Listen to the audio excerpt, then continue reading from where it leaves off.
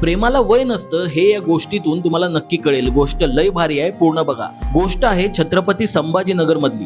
93 वर्षाचे आजोबा आणि त्यांची बायको दोघेही एका ज्वेलरी शॉप मध्ये पोहोचतात. बायकोच्या गळ्यात एक सोन्याचा पोत असावा हे आजोबांचं बऱ्याच वर्षाचं स्वप्न असतं. पहिल्या काही दुकानात त्यांना फाटक्या कपड्यांमुळे आणि वयानं वाकलेल्या अंगकाठीमुळे भिकारी समजून हुसकावलं जातं. पण आजोबा हार मानत नाहीत. शेवटी ते पोहोचले गोपिका ज्वेलर्स मध्ये. आजोबांनी हातात घट्ट धरलेली रक्कम, काही नाणी, गाठोड्यात ठेवलेली चिल्लर, 100च्या नोटा असं सगळं मिळून फक्त 1100 रुपये दुकानदारासमोर ठेवले. दुकानदाराने ते सगळे पैसे पाहिले. पैशांपेक्षा जास्त आजोबांच्या डोळ्यातलं प्रेम त्याला दिसलं आणि नंतर जे झालं ते लय भारी आहे. त्या दुकानदाराने ती पोत एकही रुपया न देता आजोबांना भेट दिली. पण आजोबा म्हणाले, हे असं फुकटचं घेणार नाही मी, काहीतरी घ्यावं लागेल. शेवटी दुकानदाराने फक्त 20 रुपये घेतले आणि आजोबांच्या हातून आजींना ती पोत द्यायला लावली. दोघेही खूप खुश झाले.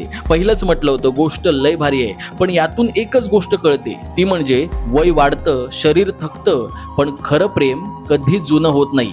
दुकानदाराच्या माणुसकीला संवाद सेतूचा मानाचा सलाम. ही प्रेमाची गोष्ट नक्की शेअर करा आणि माहिती आवडली असेल तर संवाद सेतूला फॉलो सुद्धा करा.